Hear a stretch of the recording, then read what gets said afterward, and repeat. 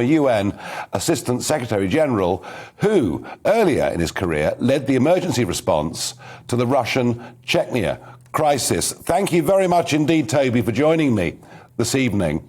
Thank you. My impression is that most of those that are leaving Ukraine would like to go back there as quickly as possible. I think that's an important point. The first thing is to recognize that there are, well over 40 million, perhaps as many as 43 million people inside Ukraine.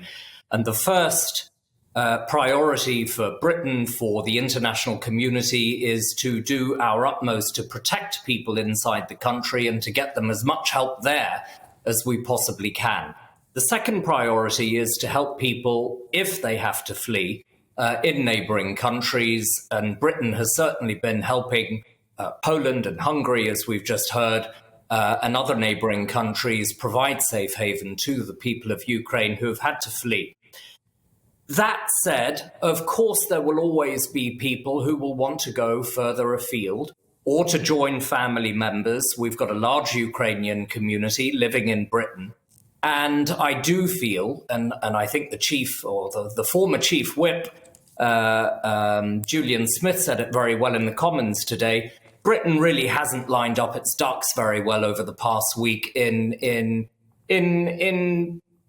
being there for those women and children in particular who have had to flee a dire situation. So would you argue then that we're wrong to have a visa scheme and a series of interviews and some form of vetting? Are you saying we shouldn't have to do that? We shouldn't need to do that?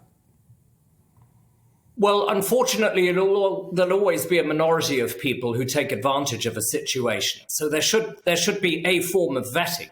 I think the disturbing thing this week was that the Home Office seemed to be rather unprepared for something that many of us would have seen coming a few weeks ago.